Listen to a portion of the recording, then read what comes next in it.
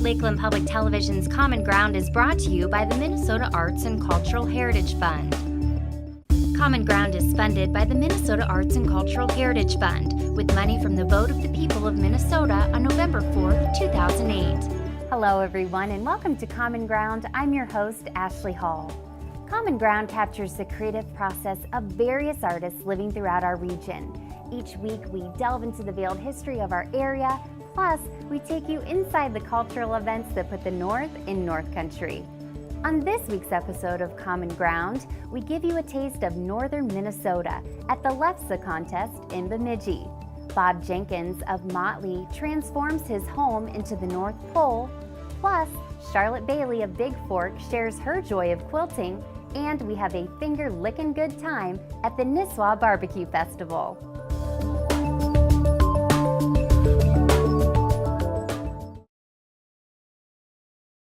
We are Ebner's Barbecue. We've been in the Nisswa BBQ Festival for 4 out of the 5 years that they've had it.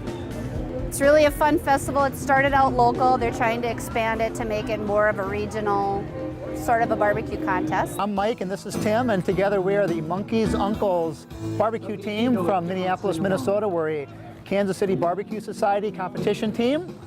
And we also have the summer place up here in Pequot Lake, so we love this event. And it's pretty simple.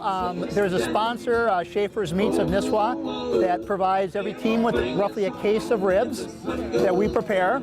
And we turn in a formal sample for judges, which is called formal judging. And there's about 6 trained judges. And then the rest of the case that we cook, we prepare and we serve to the public that comes in, buys a ticket, and they can go around and sample. There are 10 teams here today, so for one admission price, you can sample ribs from all the teams, and then people have a chance to vote for their favorite, and then there'll be a popular vote champion as well as a judged champion. I'm John Schaaf. I'm with Magnum PIG, and we originated in Kansas City, Missouri. And I live in the cities, and so we have a cabin up on the lake up here. And came on up, and this is my first year out at this contest. They've been doing it, I guess, for 4 years. And you come in the morning, you're out by the evening, you know, and it's real friendly. Everyone here knows everybody. You know, all the teams, they're like, oh yeah, hey, you know, how are you doing and stuff. And that's what's really nice is all 10 teams here just want to have fun and take it as not a serious event, which is good for me because I've only done a couple in the past. So this is the only competition that we've ever done. We just kind of do it for fun. It's kind of a family, it's a Nyquist family fun event, and we don't do the traveling. Like some of the people here do a circuit, you know, barbecue circuit. We don't do that, but we are veterans here. We've done it like every year but one, and it's a lot of fun, and I think it's a great community event, and it brings out some of the locals. There's a couple of different booths here that are from Nisswa, so it's kind of fun to compete against your neighbors in a friendly competition. I'm Charlotte Bailey, and I live here south of Big Fork on Bustic Lake. And I have lots of hobbies. I like to quilt, and I like to paint, and I do stained glass. This is called a memory quilt, and I lost my husband and daughter the same year. So I took all of their t-shirts, most of this is t-shirts, and you have to put a webbing on the back so it makes them lie flat. And then I put it on, I got another sheet, and then I sewed them all together, and then I stitched around them. So it's memories that I still appreciate having. But like my husband had a hole-in-one at the golf course out here, so he had a shirt with that on. That's a date on there, and so it's nice to remember them by. Okay, this is called a calendar quilt, and each month there was a certain square that we done. Sometimes it takes 2 squares to make it or whatever, but it has lots of color on it. And when you start a quilt, you should kind of figure out where the colors go to make it pretty all over. You know, if you're going to have, this is all little pieces, but I've included the red in with everything and the navy blue pretty much in all of them. So it all looks nice, it blends together. This Hawaiian quilt here, I think it took me from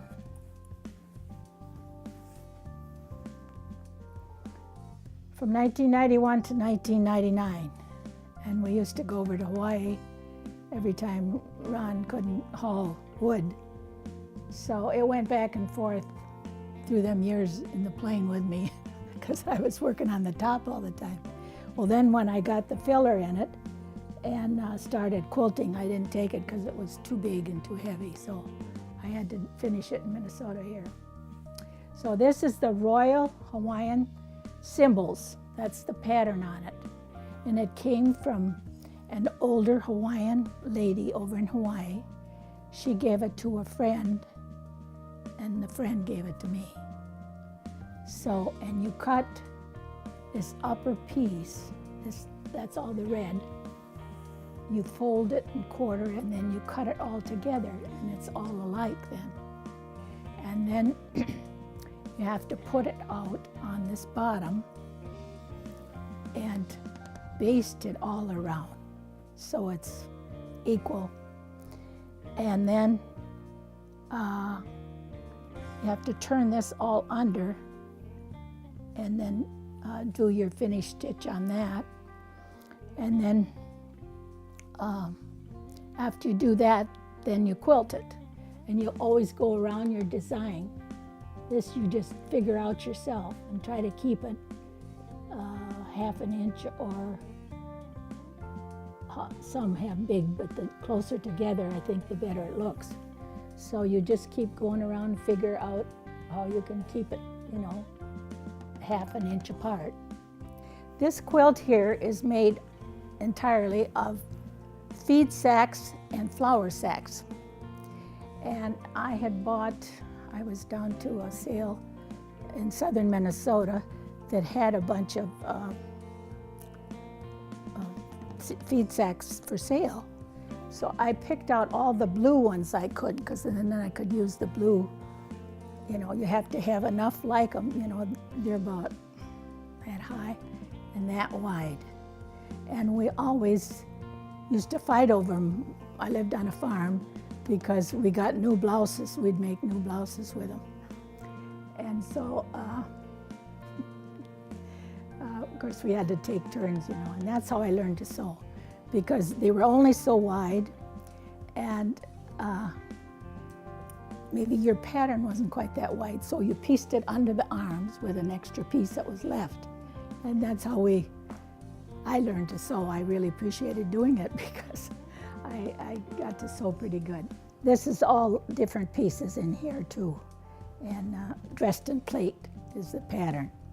And so we learned to do the star too, you know, how to do that, and then we could just put other stuff with it, you know, in our quilt. So they all turned out different.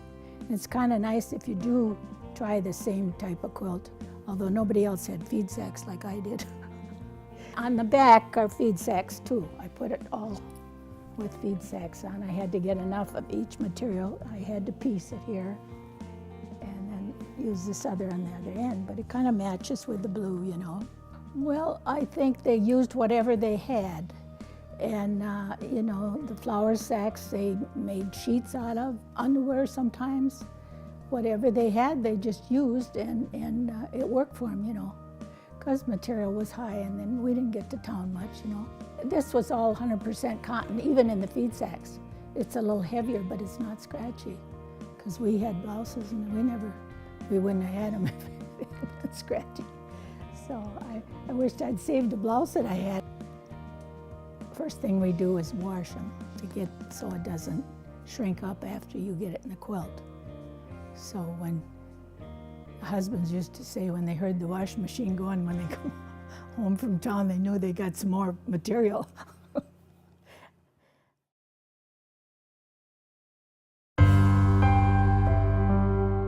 My name is Eva Stengel. I'm a longtime resident, was born here in Somme.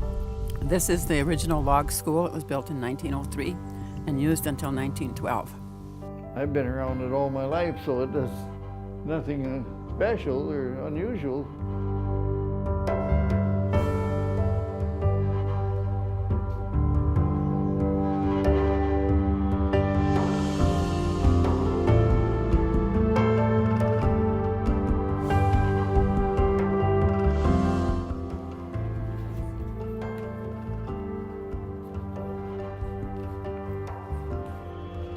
I'm looking at a picture here of the school in 1908 and 9.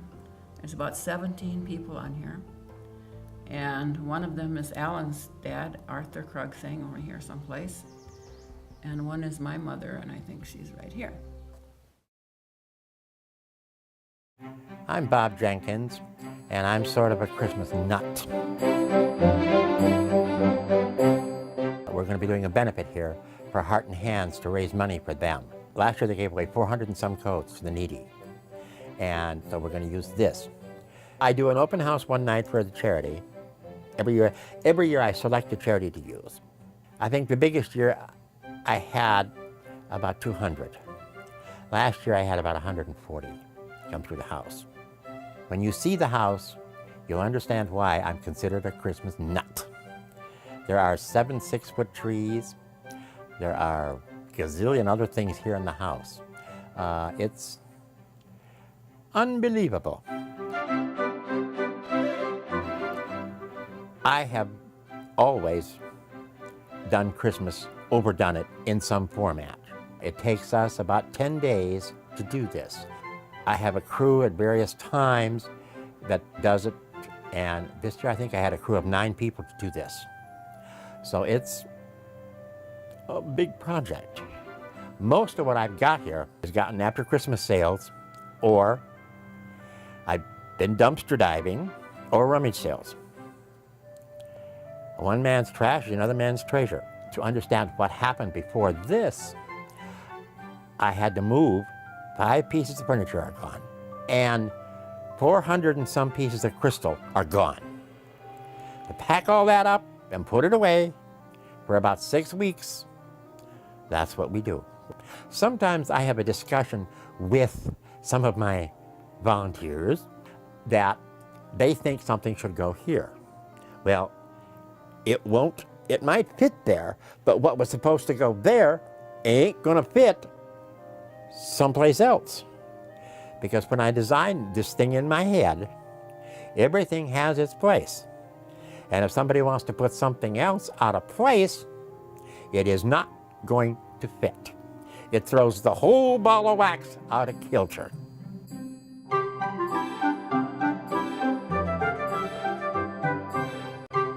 But we have a lot of fun when we do this. I drive nuts because I do not do stairs, and everything is in the basement. So we've got somebody that brings it to the top of the stairs, then somebody brings it in here. And then they're always told, never go back downstairs empty-handed. There will be a box or a tote or something that I decided I didn't want to use that got brought up.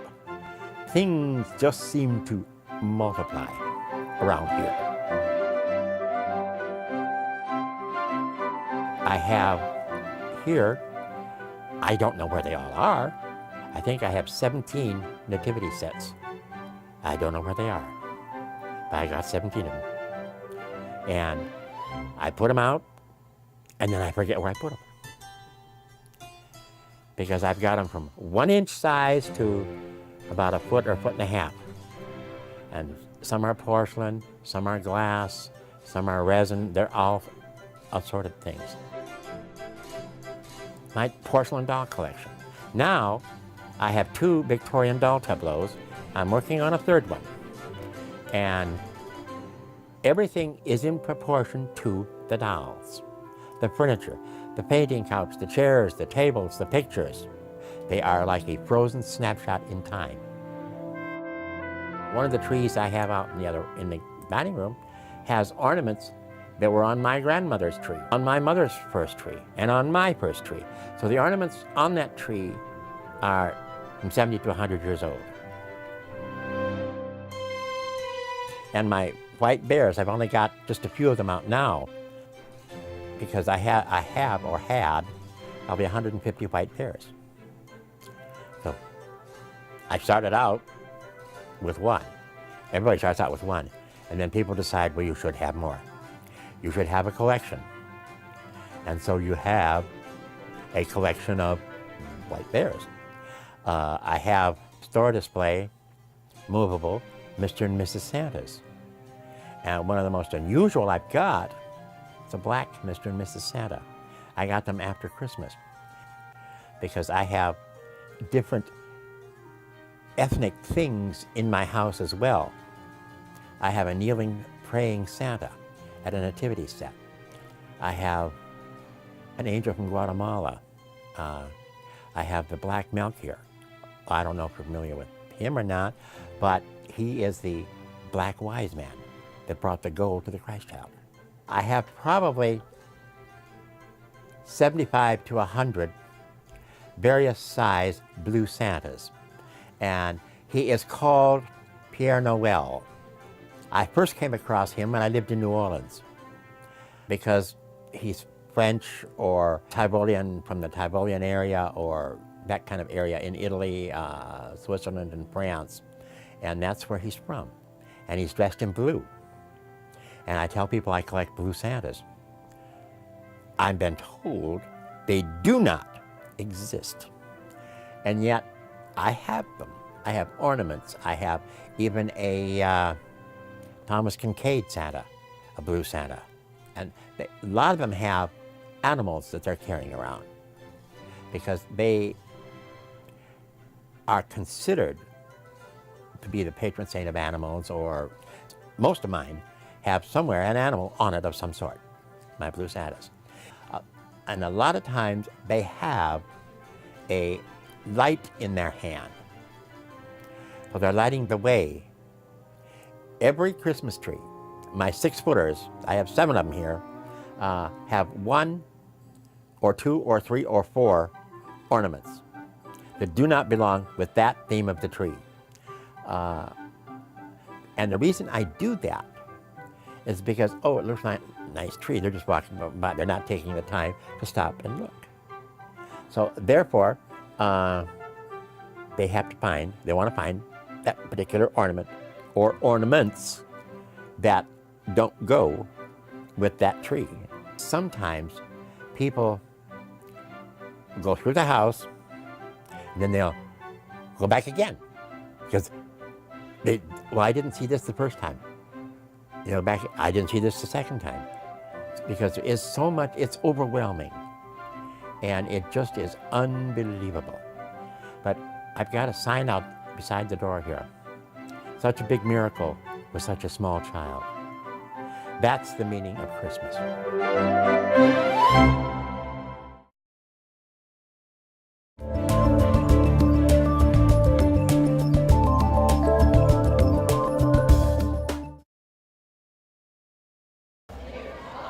Well, this is our 6th annual Lefse Festival, a wonderful festival held every year for Lefse makers and the general public. It's a juried Lefse Festival to get the bragging rights to be the best darn Lefse maker in Beltrami County.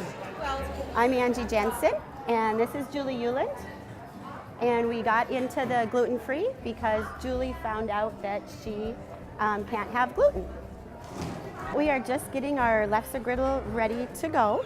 So we just floured it a little bit, and this is one of our first pieces. It's one we won't keep. It just kind of gets the grill a little saturated and ready to fry. We just kind of check the temperature. We're a little hot on this one, but not too bad. So you can feel that. It's pretty good. Yeah. I was diagnosed, as a celiac in the summer. And because this is such an important part of how I grew up, I thought it was really important that I try to figure out a way to still be able to make and eat lefse for the holidays, because I want to pass this on to my children as well. And so we're still working on it a little bit, but but it's getting better.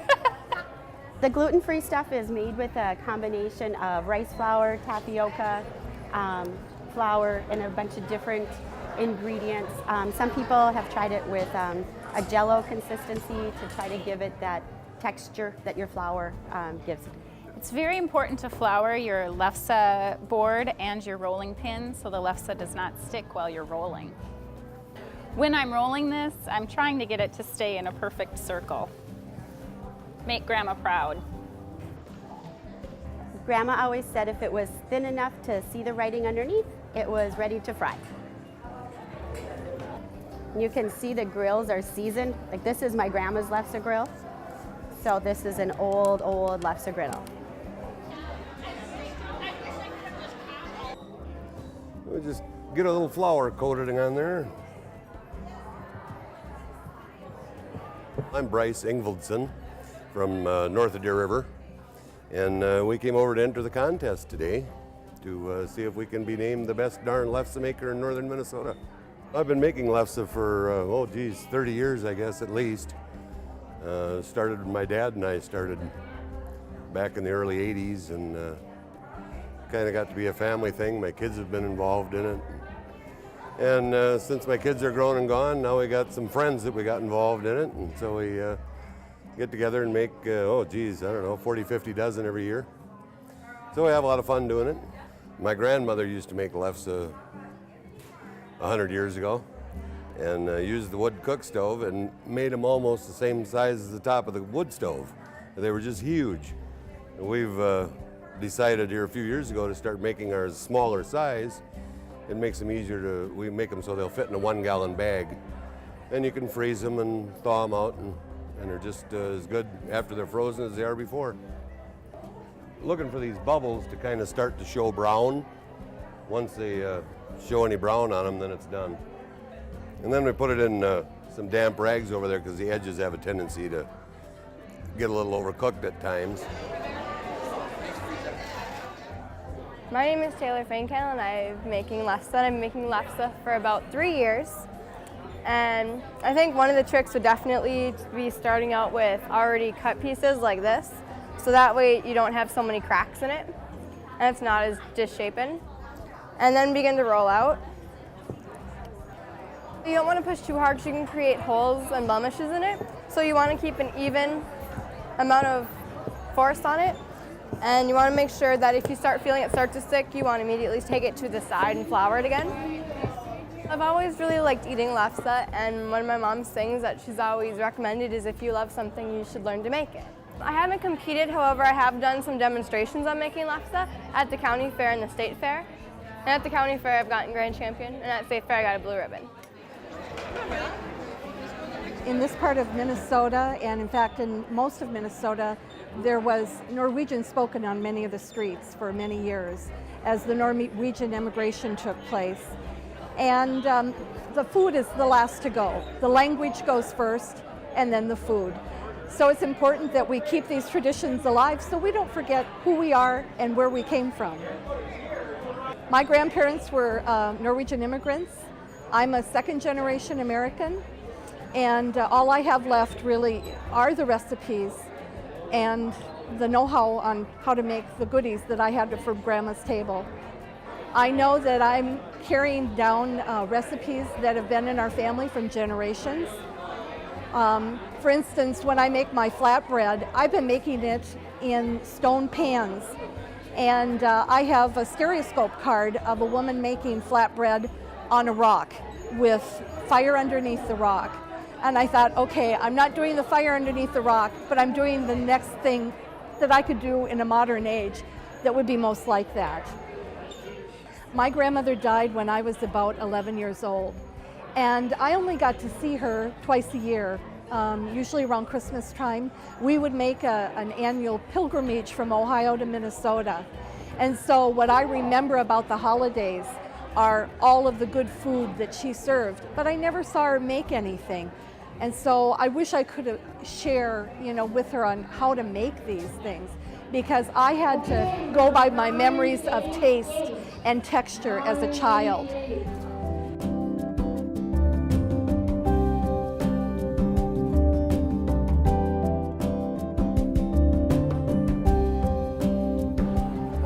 everybody, if I can have your attention, dun dun dun dun, the judges have decided on the Lefse winner this year.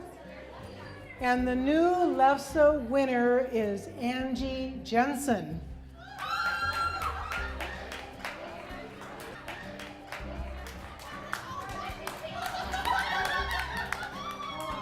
We just were awarded the award for the championship for the Lefse. So first time to have a new winner. We are extremely ecstatic. This was kind of something fun that we took on, and we were really surprised to find out that we won. So yay! Well, we might do it a little differently, but it still tastes good. So, I can't believe it.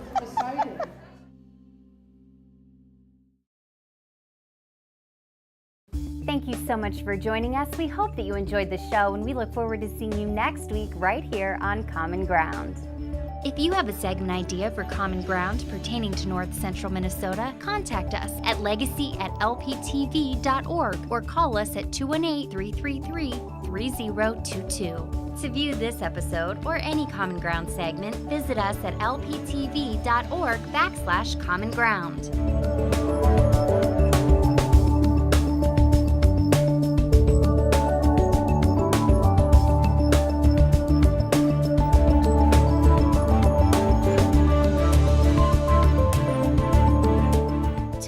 Individual segments or copies of Common Ground, please call 218-333-3020. Common Ground is funded by the Minnesota Arts and Cultural Heritage Fund with money from the vote of the people of Minnesota on November 4th, 2008. If you enjoyed this segment of Lakeland Public Television's Common Ground, consider making a contribution at lptv.org. If you have segment ideas pertaining to North Central Minnesota, contact us at legacy@lptv.org.